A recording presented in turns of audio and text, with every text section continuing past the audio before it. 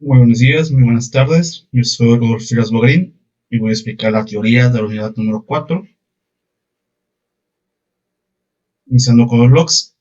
Bueno, el archivo de registro es una secuencia ordenada de registros que captura todas las operaciones realizadas en la base de datos, incluyendo inserciones, actualizaciones, eliminaciones y otras transacciones. Cada registro en el archivo de registro contiene información detallada sobre la operación realizada, como el momento en que ocurrió los datos modificados y cualquier otra información relevante. Hay varias funciones importantes. La primera, recuperación de datos. Los archivos de registro permiten la recuperación de la base de datos en caso de fallos o errores. Si ocurre un fallo del sistema como un corte de energía, el archivo de registro se utiliza para volver a aplicar las transacciones que se completaron correctamente y suceder las transacciones que no se completaron. 2. Recuperación ante desastres. En este caso, desastres como fallas en el disco duro o errores graves en la base de datos, los archivos de registro se utilizan para restaurar la base de datos a un estado consistente. A utilizar. Copia de seguridad de la base de datos junto a los archivos de registro. Es posible recuperar los datos hasta el punto antes del desastre, justo antes, pero mejor dicho. 3. Replicación y alta disponibilidad. Los archivos de registro son utilizados por las tecnologías de replicación y alta disponibilidad para mantener copias sincronizadas de la base de datos en diferentes servidores. Los cambios registrados en el archivo de registro se pueden enviar a otros servidores para mantenerlos actualizados y garantizar la disponibilidad de los datos. 4.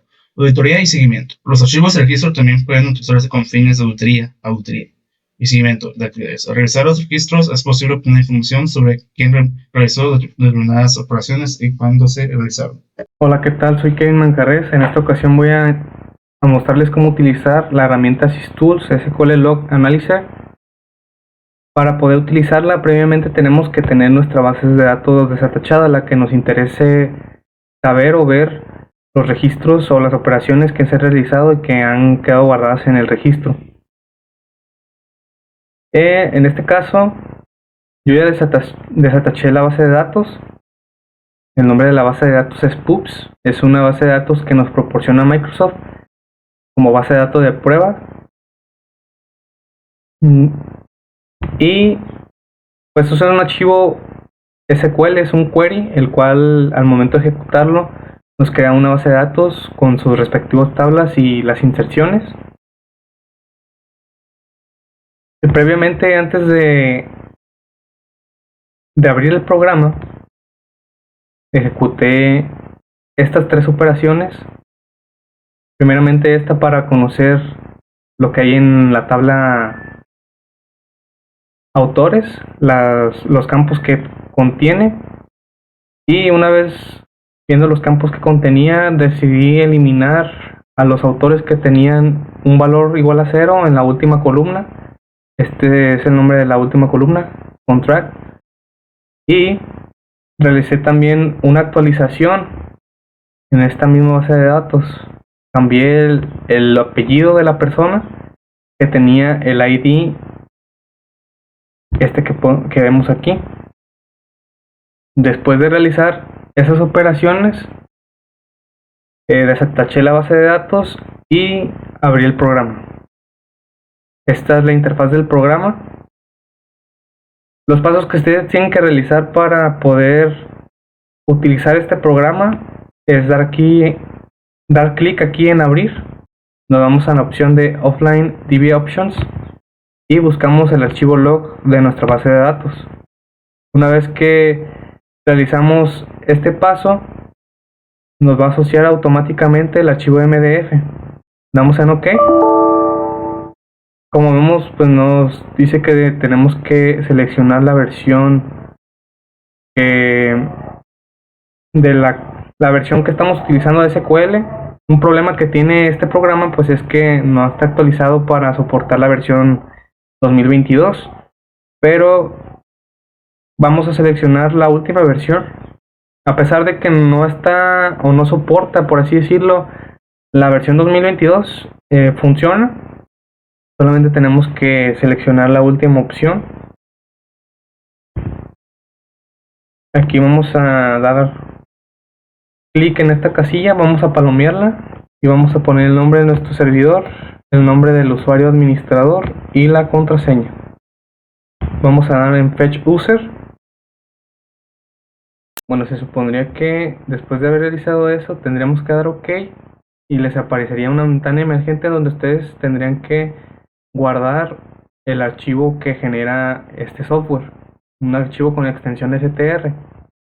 Bien, aquí tenemos nuestra base de datos pups.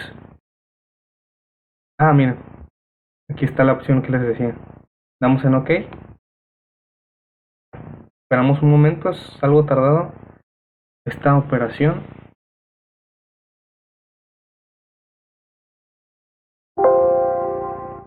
Bueno, nos dice que el archivo ya está abierto actualmente en el programa, pero a ustedes les aparecería la ventana emergente que les comento y solamente tendrían que guardar con un nombre que ustedes quieran el archivo con extensión str. Aquí nos muestra todas las operaciones que se han realizado que hay registradas en el archivo log. La mayoría son inserciones, por lo que les comento de que realicé esta base de datos con el query pups y pues todas las operaciones que se realizaron fueron inserciones. Aquí están las operaciones que yo realicé, las de ejemplo. En el caso del borrado se eliminaron 4 autores que fueron los que tenían el valor 0 en la última columna, la columna contract, y estos son los queries de estas operaciones. Aquí nos dice cuáles son los ID.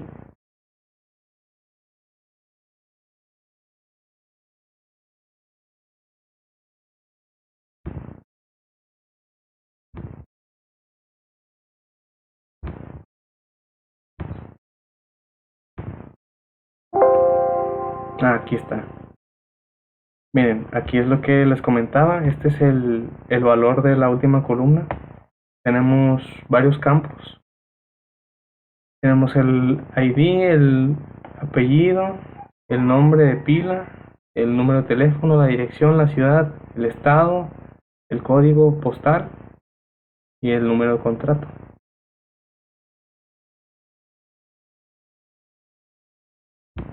Y aquí tenemos la actualización.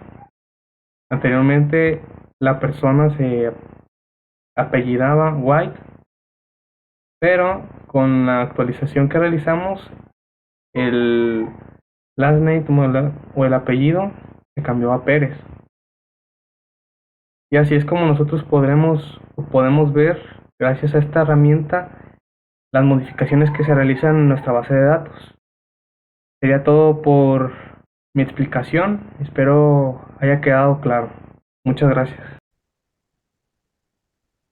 La importancia de monitorear archivos logs que recae en la integridad de datos, recuperación y respaldo e incluso en el rendimiento del sistema que ayuda a mantener una base de datos confiable y eficiente. Para este primer ejemplo, vamos a utilizar 3 bases de datos distintas con diferente tamaño en cada uno. En el primero va a tener 20, el segundo va a tener 40 y el tercero va a tener 60. Ejecutamos las sentencias y ponemos en uso la primera.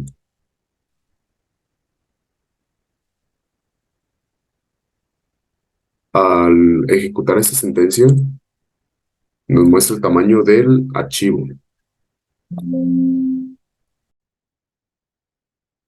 Y aquí nos muestra el tamaño del archivo BLF. Si ejecutamos, por ejemplo, la tercera sentencia que muestra un formato diferente, nos muestra el tamaño total del log, el tamaño utilizado, el porcentaje del tamaño utilizado y el espacio que se hizo desde la última restauración. Si utilizamos la segunda base de datos, nos muestra la información diferente conforme al archivo log que hemos creado anteriormente. También aquí muestra igualmente el tamaño, el uso, el porcentaje. Si utilizamos una tercera base de datos, podemos notar la diferencia del tamaño que se han creado los archivos. Igual con la primera sentencia. Si ejecutamos esta tercera, que muestra el espacio disponible y el porcentaje de uso, aquí podemos hacer una comparativa directa entre los tres archivos ya creados, las tres bases de datos. Igual primero con el 5, el segundo con 10 y el tercero con 15. Y aquí su respectivo porcentaje de 13, 6 y 4. Seguimos con transacciones. Las transacciones en SQL Server sirven para asegurar la integridad y la consistencia de los datos en la base de datos. Proporciona los siguientes beneficios. 1. Atomicidad. Una transacción se ejecuta como una unidad atómica, lo que significa que todas las acciones dentro de la transacción se consideran exitosas o se deshacen por completo. 2. Consistencia. Las acciones garantizan la consistencia de la base de datos, para asegurar que solo se realicen cambios válidos y coherentes. Antes de que una transacción se confirme, se aplican reglas y restricciones de integridad para verificar que los datos cumplan con las condiciones especificadas.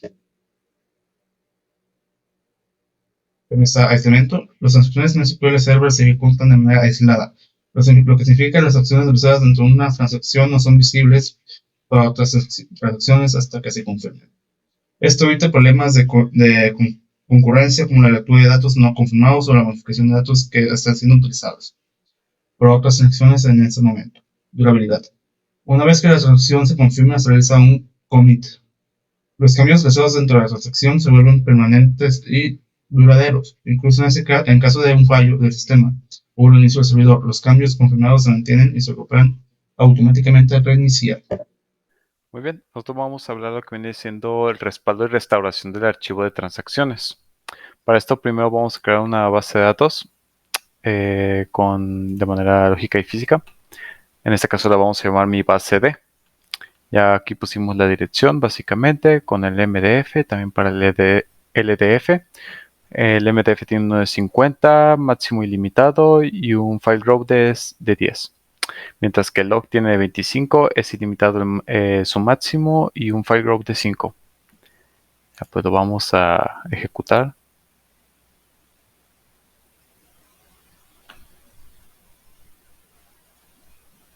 Aquí ya vemos que se completó.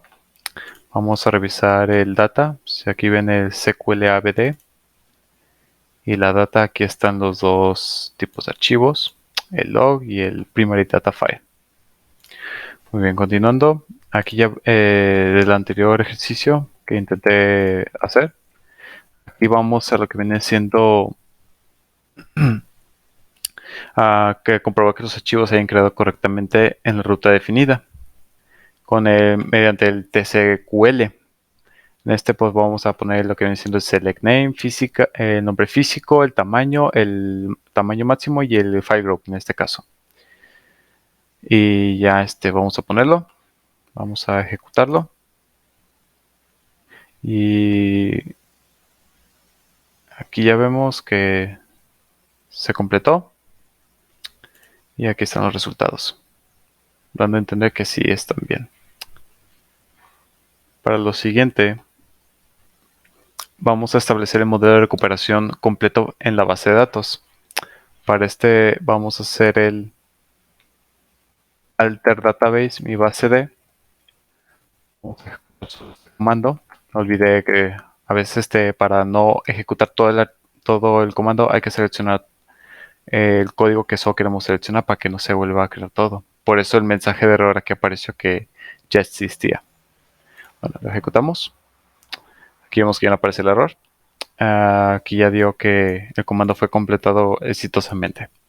Dan a entender que nuestro código sí estuvo bien estructurado.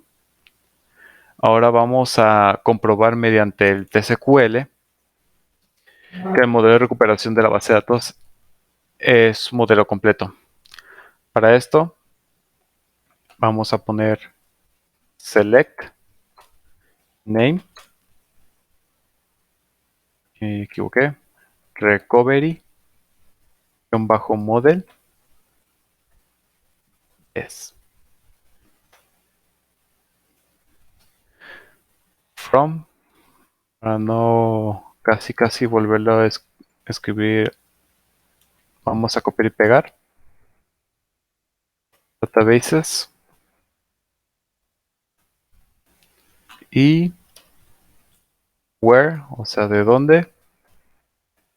El nombre que es igual a el nombre de nuestra base de datos. En este caso, que le pusimos mi base B. Y cerrar entre las, no sé cómo se diga, comillas o pestañas. Corroboramos que todo esté bien. Según todo está bien, seleccionamos lo que queremos ejecutar. Y aquí aparece que está en modo full. Básicamente que está hecho bien. Vamos a crear unas tablas sin restricciones con unos 5 campos cada una. Vamos a pensar en uno que viene siendo create table. Vamos a ponerle tabla.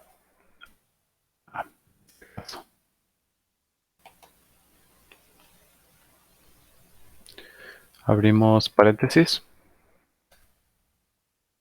Vamos a ponerle una ID.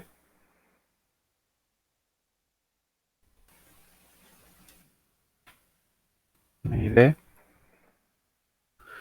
Un variable int que vaya siendo una primary key.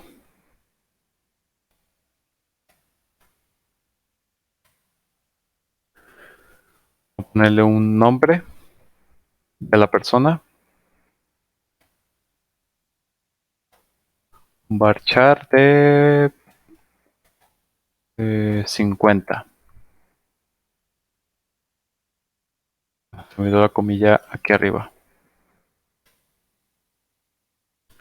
Una edad. Ponerle de variable entera. Con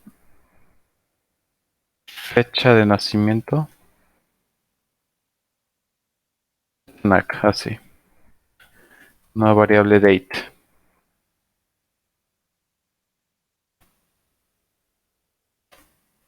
Y por último, un teléfono. En este caso, un varchar. 20 está bien.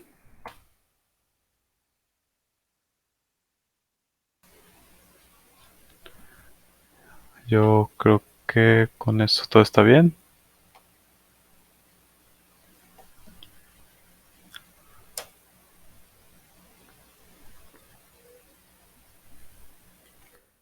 Cerramos.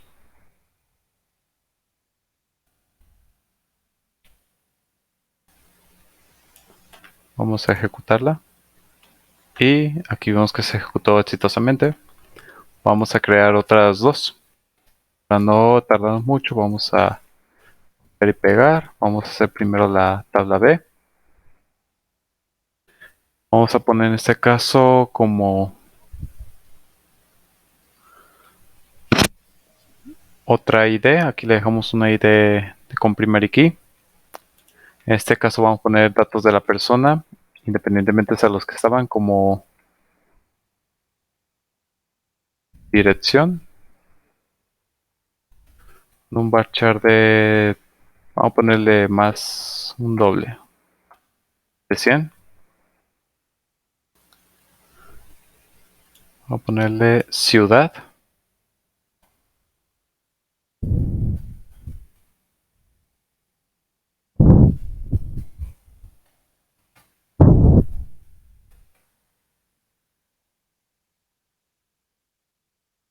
Vamos a ponerle estado.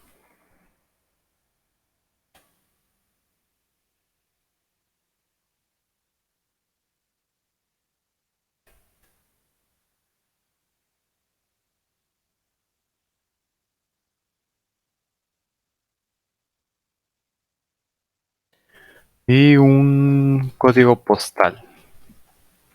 En este caso vamos a eliminar esta.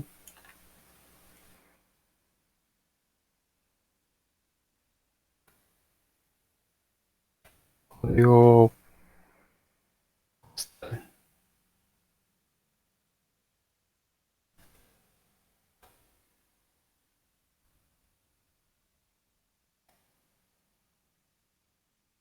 1, 2, 3, 4, 5. Muy bien. Es la ID, la dirección, la ciudad, el estado, código postal y creo que es todo. Ejecutamos y vemos que está exitosamente bien. Ya para último creamos la última tabla como tabla C. Y vamos a poner lo mismo, una ID con primary key para que estas se puedan anidar al mismo tiempo. Con ese artículo.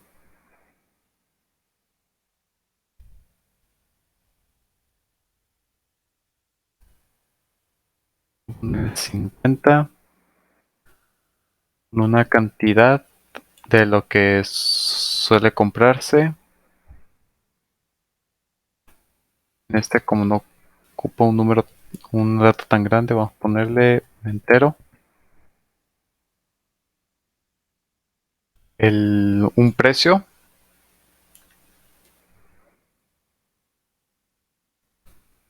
este caso vamos a ponerle un valor decimal. Viene quedando muy bien con las de dinero. Ponerle de 10,2 por los centavos. Y una fecha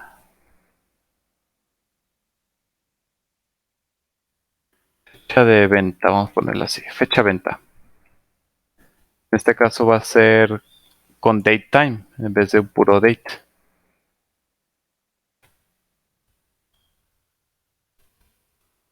Veamos, 1, 2, 3, 4, 5, vemos que todo está bien. Ejecutamos. Y pues ya vemos que aquí están nuestras tres tablas ya creadas. Tabla A, tabla B y tabla C.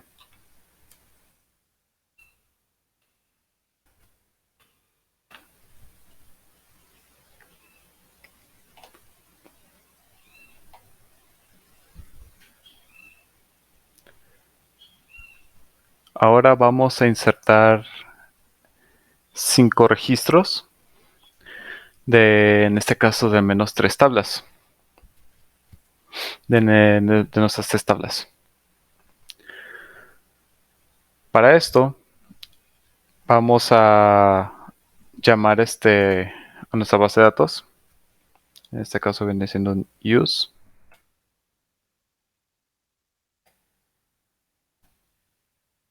Mi base aquí está ya puesta. Vamos a poner el comando para insertar. Insert into tabla A. Vamos a poner primero esa. Y en ese caso estaba el ID, nombre, edad, fecha de nacimiento y teléfono. ID, nombre, edad,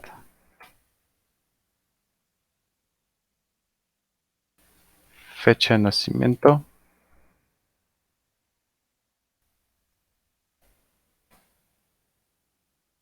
y teléfono.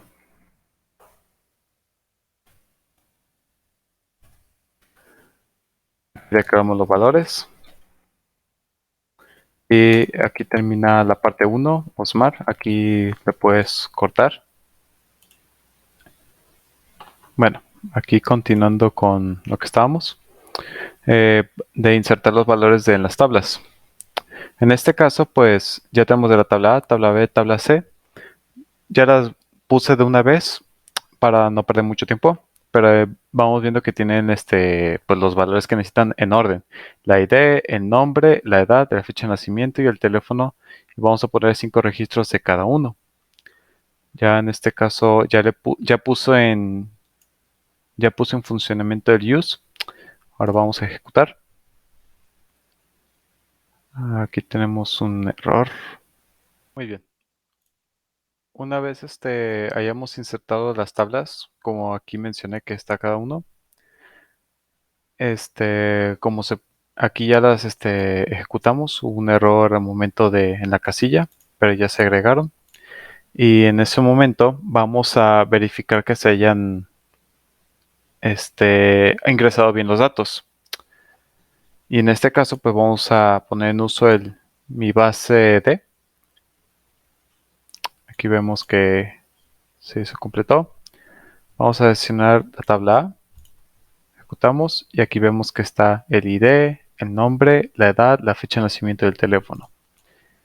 Vamos a seleccionar ahora la tabla B, ID, dirección, la ciudad, el estado y el código postal.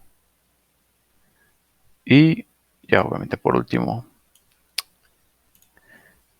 aquí vemos pues los artículos, la cantidad que se pidió, el precio y en este caso la fecha de venta con todo y hora. En este caso pues no le puse hora, pero es como un ejemplo a diferencia del el date. Muy bien. Una vez hecho eso, vamos a crear una copia de seguridad de la base de datos. En este caso vamos a ponerlo para abajo. Backup. Como esta será base de datos es database. El nombre de ella. Y base de. To disk, hacia el disco.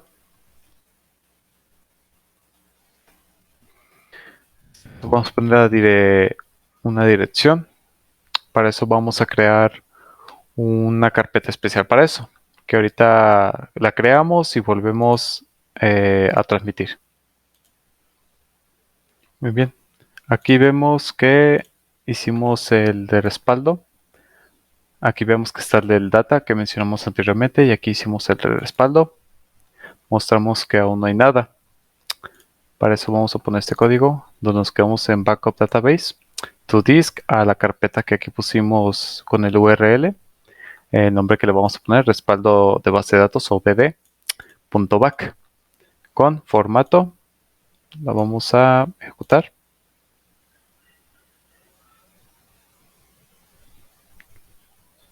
Toma su rato y procesado. Y aquí vemos que se completó. Ahora vamos a hacer uno parecido, pero ahora con la copia del archivo de registro de las transacciones. Para esto, para ahorrarnos un poquito de tiempo, recibo el código, vamos a copiar y pegar. Nada más que en vez de database, como es de archivos de transacción, vamos a poner log con el mismo nombre, mi base de datos, hacia la misma carpeta, nomás que en este caso en vez de .back, vamos a poner atrn, que es especializado en las transacciones. With format, verificamos que todo está bien y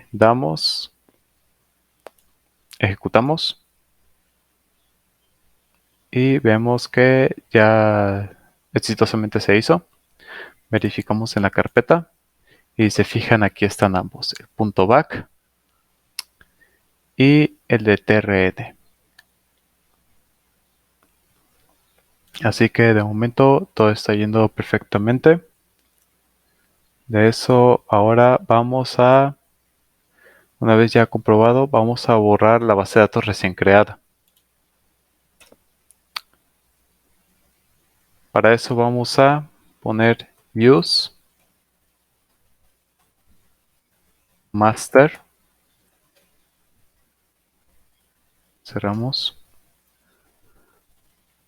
Alter database porque la vamos a modificar. El nombre. Nuestra base de datos.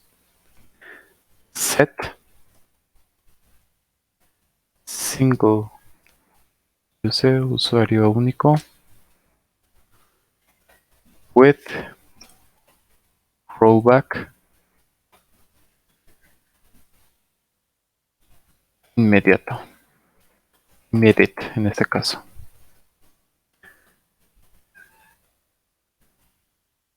Este es para cerrar todas las conexiones activas a la base de datos y pues obviamente se puede utilizar el siguiente con este código.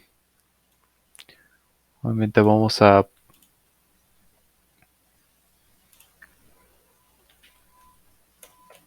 poner otro que es para el borrado de la base de datos.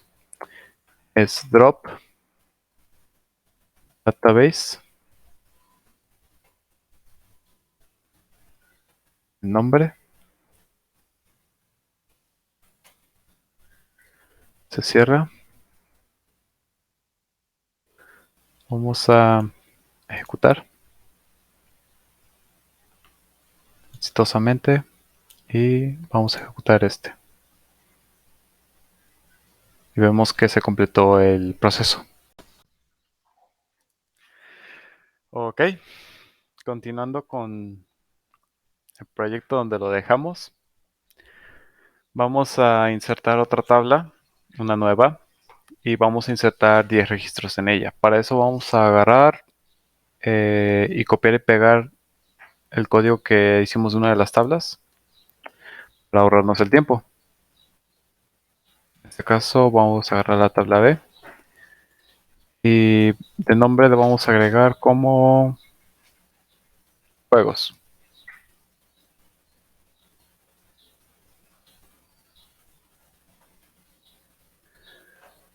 Vamos a dejar el ID como una primary key. Vamos a ponerle nombre, un varchar de 50. El desarrollador, un de 50 también. El género, también de 50. Y vamos a ponerle año de publicación.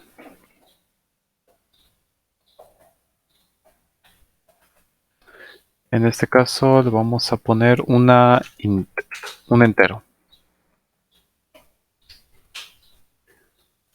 ¿Ok? Lo ejecutamos. Y vemos que aquí se completó exitosamente. Ahora para eso vamos a ahorrarnos un poco de tiempo y copiar y pegar para hacer los valores. Le vamos a insertar 10 valores. Como ejemplo, este caso va a ser hacia la tabla de juegos.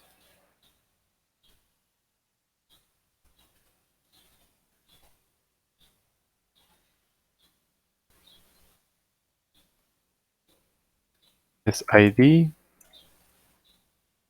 nombre, desarrollador,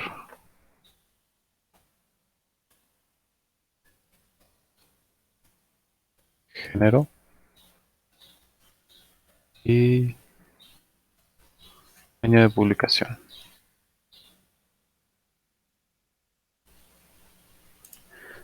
Bueno, en este caso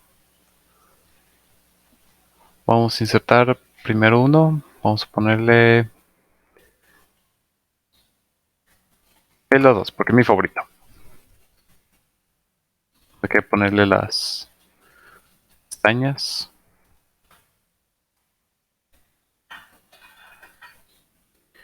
De ahí el desarrollador vendría siendo Bungie. Género de disparos.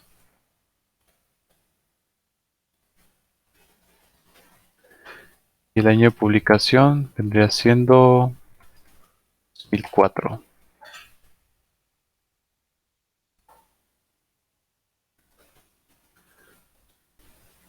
este caso revisamos todo. Y vamos con el segundo de otra consola. Vamos a poner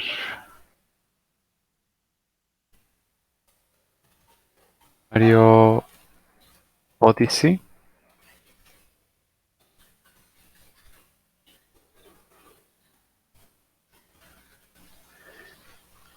Como desarrollador Nintendo, espero no estarla regando.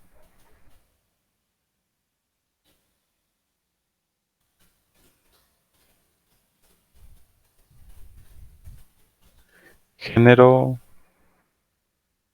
plataformas.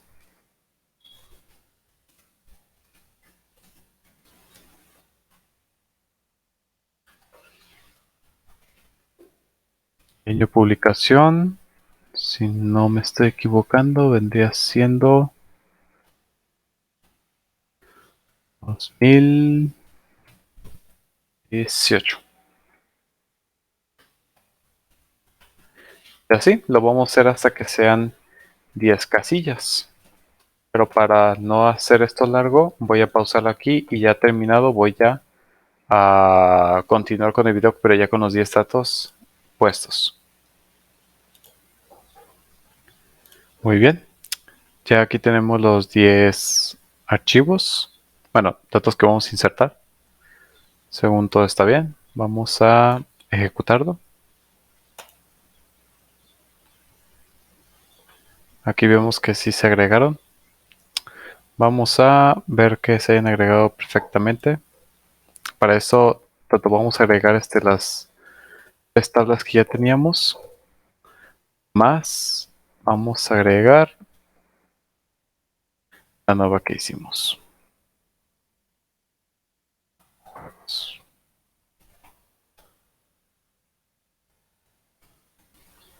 Ejecutamos.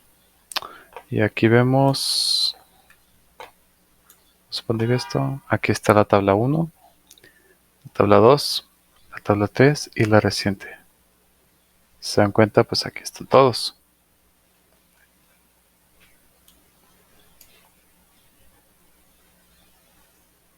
Muy bien.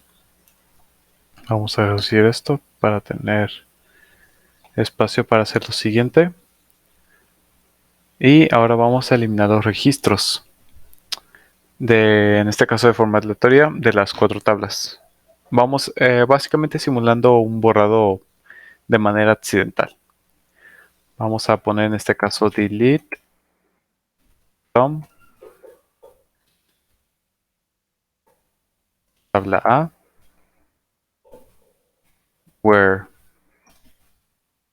el ID esté entre, vamos a poner 1,2. Bien, vemos esto. Vamos a poner tabla B. En este caso vamos a poner de 2, 4. Tabla C. Vamos a ponerle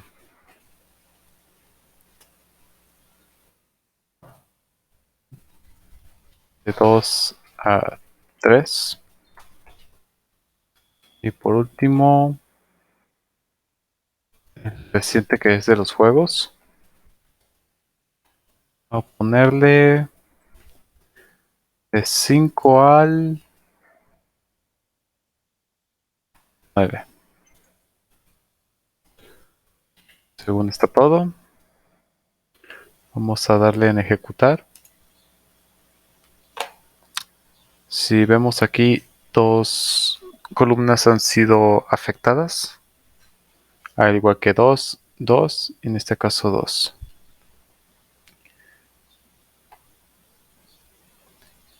En este caso, vamos a volver a ejecutar este programa, no es necesario volverlo a poner. Para revisar si en verdad se borraron, vamos a expandir estos resultados. Y efectivamente vemos que de la tabla 1, el 1 y 2 ya no están. El 2 y 4 de la tabla B tampoco ya están. Del C, que eran el 2 y el 3,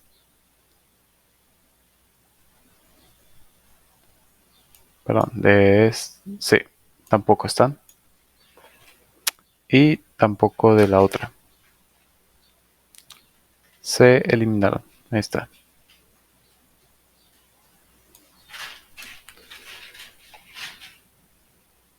Ya como último, vamos a recuperar hasta antes del borrado accidental, entre comillas, mediante el archivo de registro de transacciones con la opción Stop At. Para esto vamos a poner restore log, viene siendo de los archivos.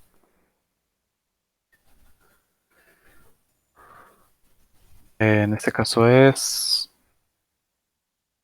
el nombre de la base de datos, que es mi base de from. Vamos a poner la dirección del respaldo. Ok, ya aquí vamos al respaldo. Vamos a darle control C para copiar la dirección y poner el nombre del respaldo del archivo log. Como quedamos es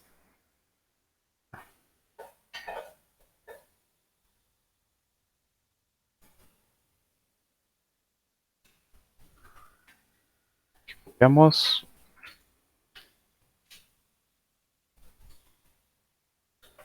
ponemos el nombre de la dirección,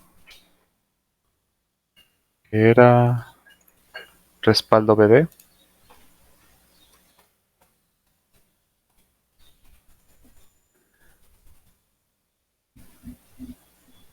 Punto TRN.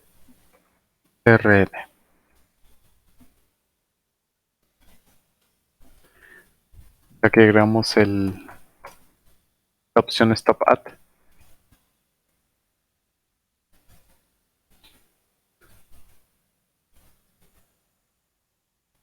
Y se pone la dirección de la última vez que se modificó. Seguimos con modelos de recuperación de SQL Server.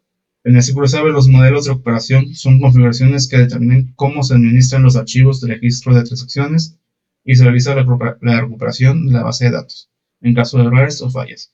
Los modelos de recuperación definen las opciones y el comportamiento del archivo de registro, permite establecer el nivel de abstracción de los datos y la capacidad de recuperación de la base de datos.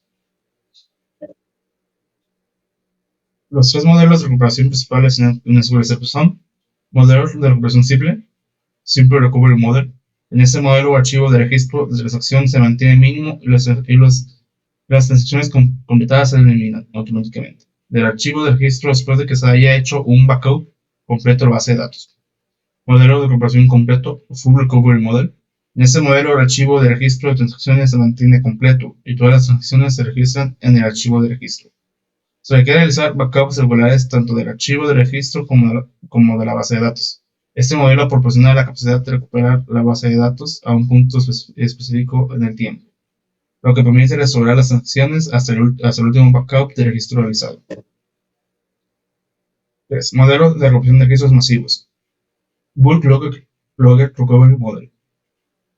Este modelo es similar al modelo de recuperación completa, pero permite un registro más eficiente de operaciones de carga masiva de datos. Durante las operaciones de carga masiva se registran solo las páginas modificadas en lugar de cada operación individual, lo que reduce el tamaño del archivo de registro y mejora el rendimiento. Sin embargo, el modelo de recuperación de registros masivos no permite la recuperación a un punto en el tiempo para las operaciones registradas de forma masiva, por lo que es necesario realizar backups regulares del archivo de registro.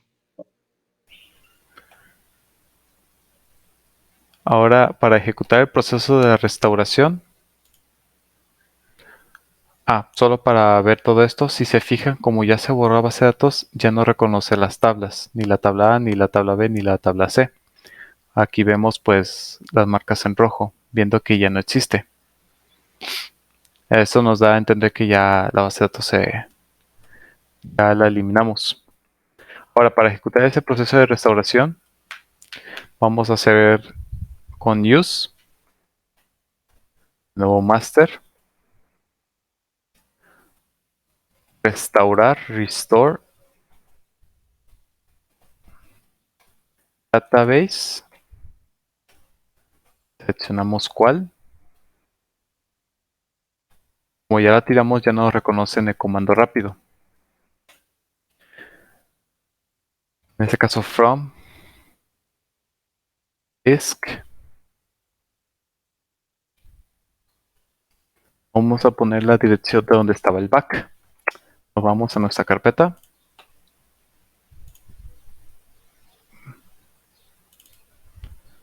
Copiamos la URL.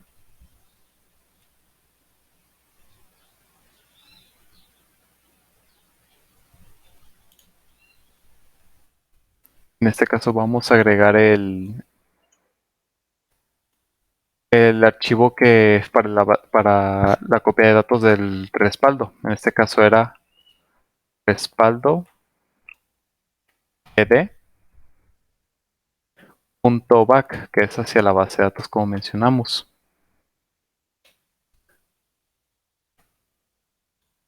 With replace, recovery.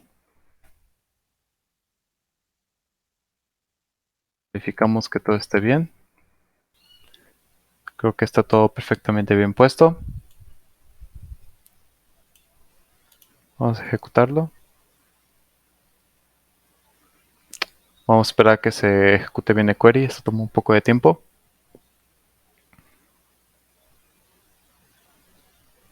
Y si vemos aquí, Restore Database exitosamente. Se restauró la base de datos exitosamente. Tiempo de completado. Vamos a ejecutar el use de base de datos. Y vamos a seleccionar esto. Y si se fijan, aquí están de nuevo. De hecho, ya se desmarcaron los errores en rojo, tanto en esta como en esta. Así que, obviamente, exitosamente pudimos recuperar la base de datos.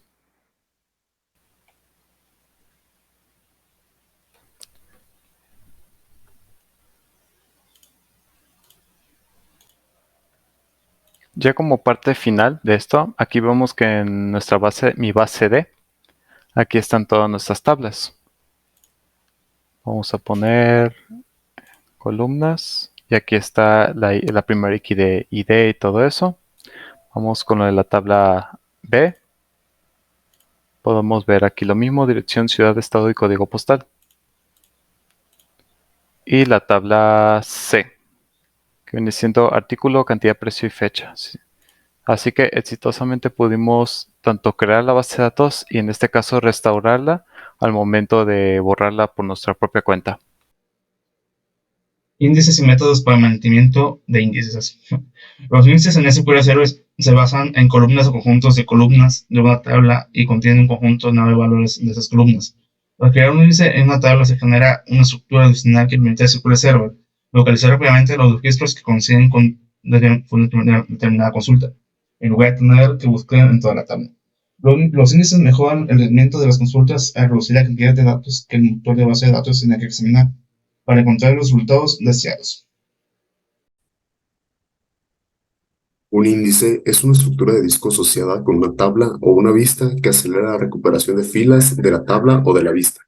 Y existen dos, los índices ordenados o clúster o los índices no ordenados o no clúster. Es importante mencionar que solo puede haber un índice clúster por cada tabla. En este primer ejemplo, vamos a utilizar una base de datos ya creada. Se van a crear dos tablas, una con el nombre de persona y la otra con el nombre de evento. El primer clúster que va a ser ordenado se le va a asociar a la tabla de persona y el segundo va a ser a la tabla de venta.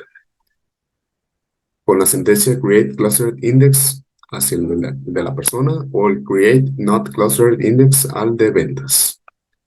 Una vez ya asociado, podemos hacer una consulta que nos permita visualizar cómo se le ha asignado a cada tabla su índice. El tipo de índice clustered u ordenado o el de no ordenado o non-clustered. Los índices son una parte muy importante de nuestras bases de datos. Esto es debido a que es por medio de ellos que identificamos ciertos campos. En la siguiente práctica haremos uso de una pequeña base de datos de prueba, sobre la cual haremos varios inserts en una tabla, así como actualizaciones y deletes. para ver también las restricciones de tabla, la operación de índices y finalizar con el mantenimiento de los índices. Comenzaremos por crear esta base de datos, la cual tiene 3 tablas con sus respectivos inserts.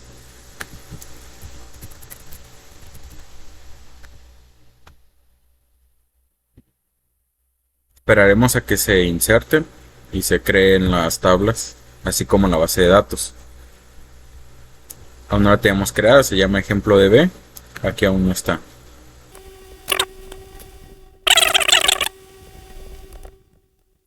Aquí ya nos aparece.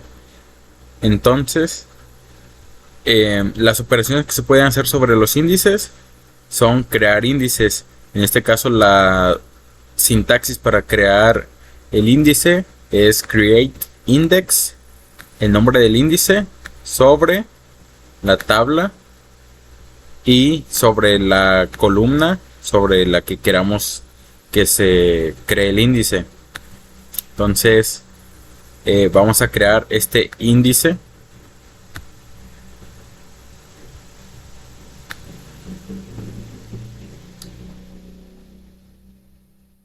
Aquí fue exitoso. También se pueden borrar los índices.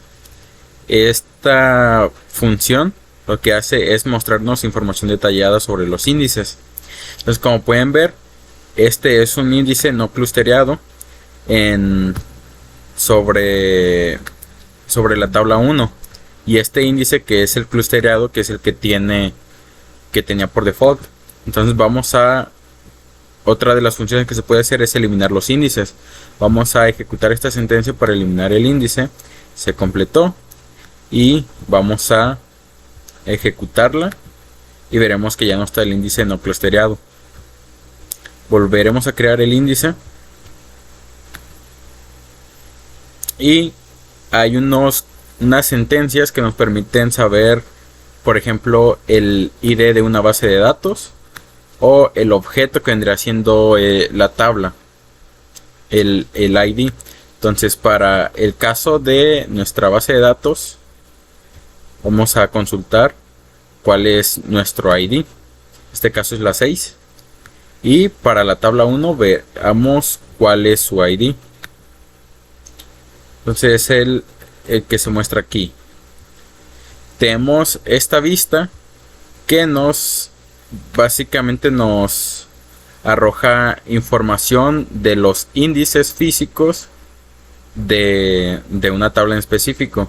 Esta vista recibe 5 parámetros, los cuales solamente para esta ocasión vamos a necesitar 2. Para la tabla 6, que es la que se mostró anteriormente en esta sentencia, y el objeto o el ID de la tabla, que básicamente es el que arrojó. Entonces los demás lo podemos poner en null. ¿Qué pasa si a esto les pongo null y null? Básicamente me muestra pues toda la información de la tabla, de todas las tablas, de todas las bases de datos. Básicamente lo que nos aparece aquí es información acerca de los índices de nuestra base de datos que se le pues manda como parámetro a esta vista. ¿Qué otras funciones se le puede hacer a los índices? Otra operación que se puede hacer es deshabilitar un índice. ¿Qué restricciones de tabla se puede haber sobre los índices? Básicamente es que sea llave primaria. Vamos a crear esta tabla, por ejemplo, que es llave primaria. También puede haber llave foránea, que básicamente esta tabla 5 hace referencia a que la columna 2 de esta tabla sea su llave primaria de esta tabla, o sea que esté referenciada. También lo que podemos hacer es que sea unique, pero pasa algo curioso, que no nos permite que sean los dos, o sea, o es primary key o es unique. Entonces podemos ponerlo no primary key.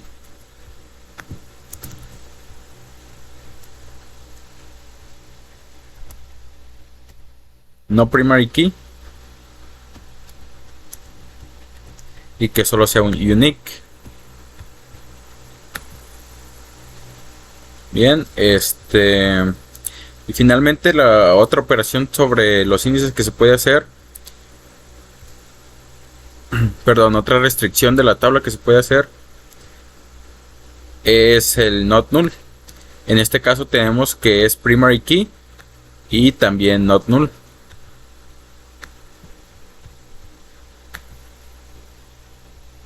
Y bien, ahora lo que haremos será hacer unas operaciones sobre la tabla 1. En este caso vamos a eliminar de la tabla 1 los siguientes registros. Vamos a ejecutar. Ahora vamos a hacer unos inserts.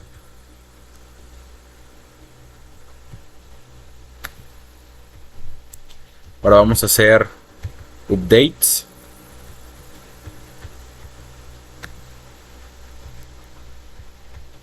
Y seguiremos con los deletes. Al hacer borradas masivas sobre nuestra tabla, estamos generando una partición o fragmentación de los índices.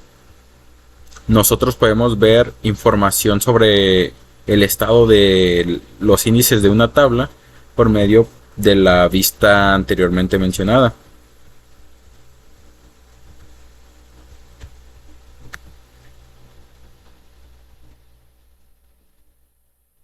Esto se vería más afectado en borradas masivas de información, como lo sería en una base de datos muy grande que se esté usando mucho. En este caso tenemos 0% de fragmentación. Para simular un entorno real de eliminaciones, voy a crear una función. Creo una función en la que estamos haciendo diversos inserts. Vamos a iniciar desde el 30. Ok. Vamos a insertar estos valores.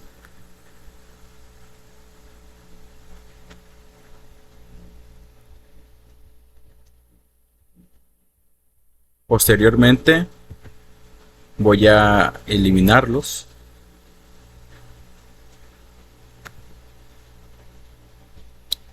Aquí nos dice que ya se eliminaron 4900 registros. Volvamos a la vista.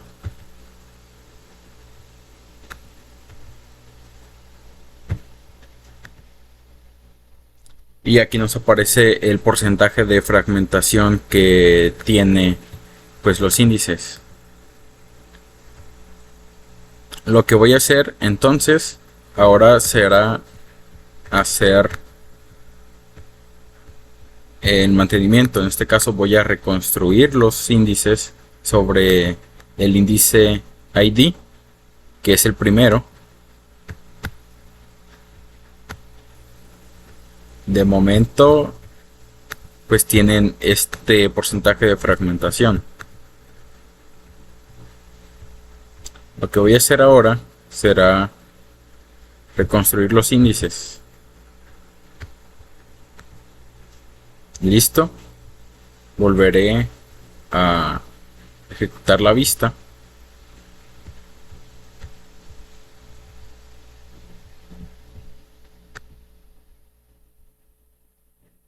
Esperamos.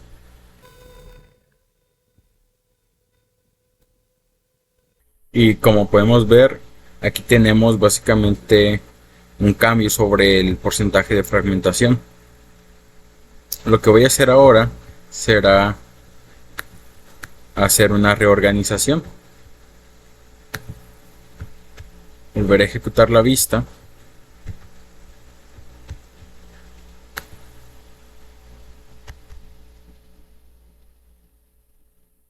Vemos que en el caso de cuando hago la reorganización, el porcentaje de fragmentación es 0.